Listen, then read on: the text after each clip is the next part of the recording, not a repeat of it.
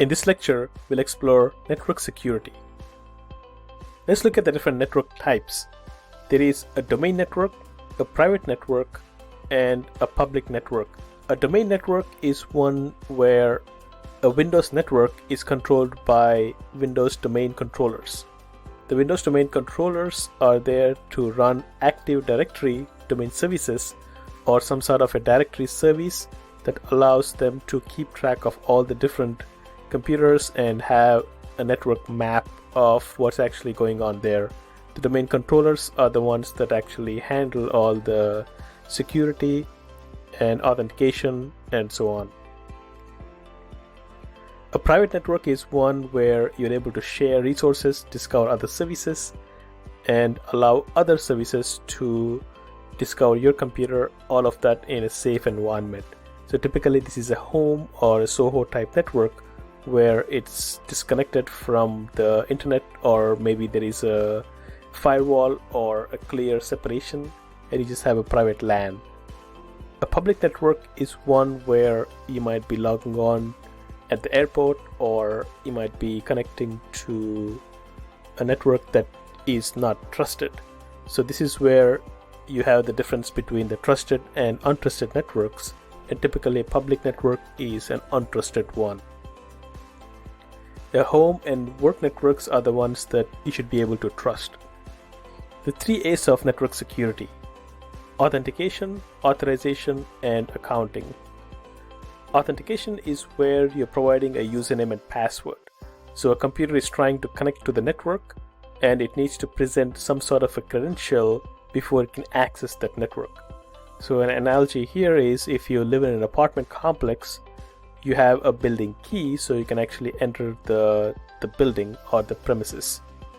The authorization is about what access do you have and which assets do you have access to, and what level of permissions and what level of access do you have. So in this case, if you own or rent a flat, then you have a key to just that specific flat, and also you may have some access to the shared areas like the laundry room or the gym and so on.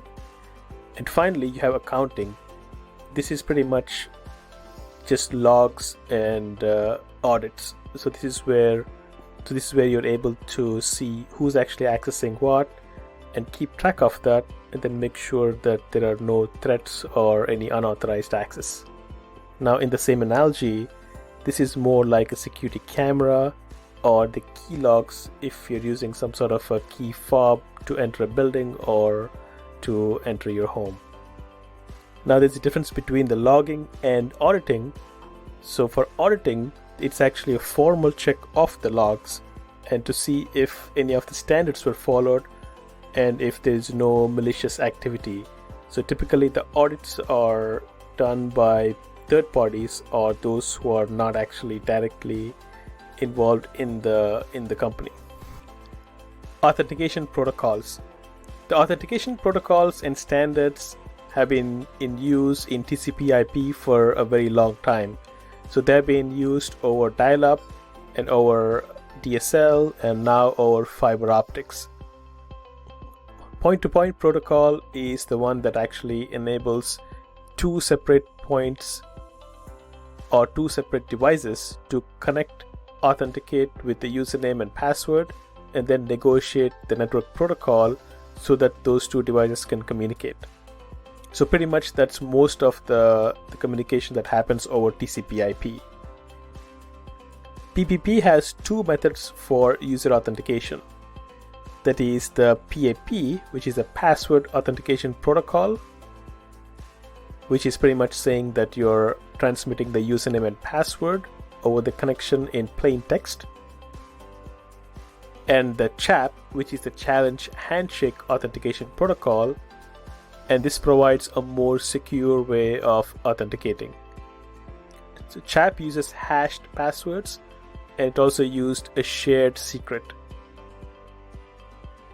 When the first computer initiates a connection, the authenticator creates a challenge message.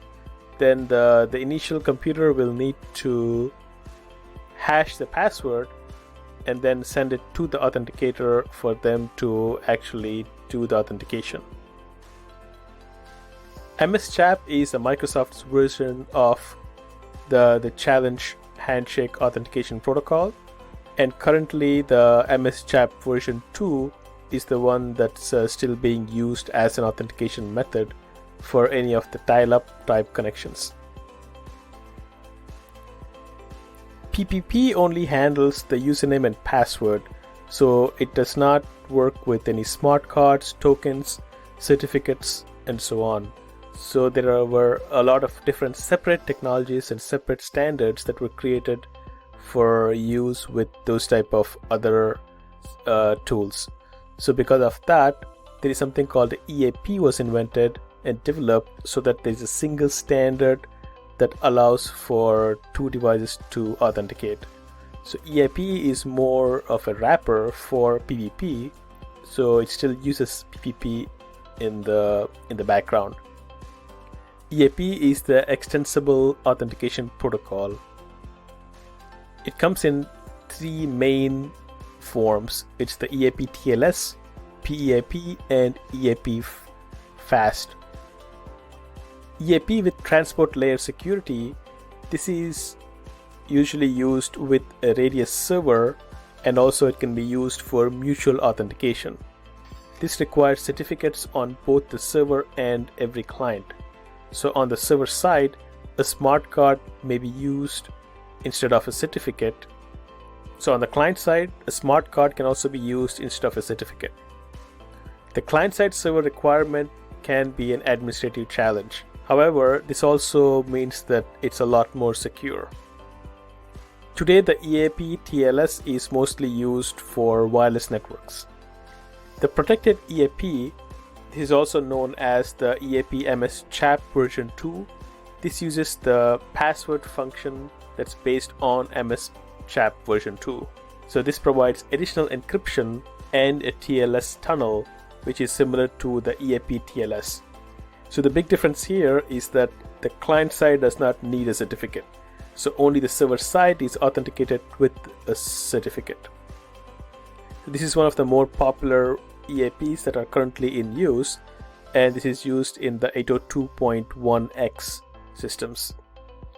The EAP Fast is the flexible authentication via secure tunneling.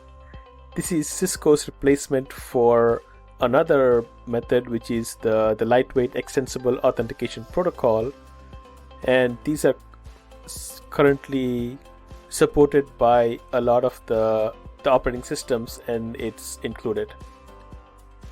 802.1x. Now EAP is just part of the PPP. It's a wrapper for PPP, as we've seen.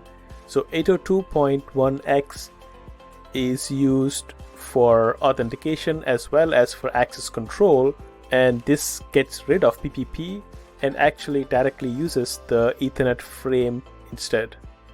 And this is where you get the 802.11, which is the frame for wireless networks. The 802.1x is able to combine the Radius style of doing AAA by using a separate authentication server, as well as provide access control lists to provide the authorization as well. You can see in the diagram here how the 802.1x configuration looks like. So you can see that there's a typical wireless LAN controller, there is a layer 3 switch, a Radius server that's on the ACS, and then you have your access point where you have two different users.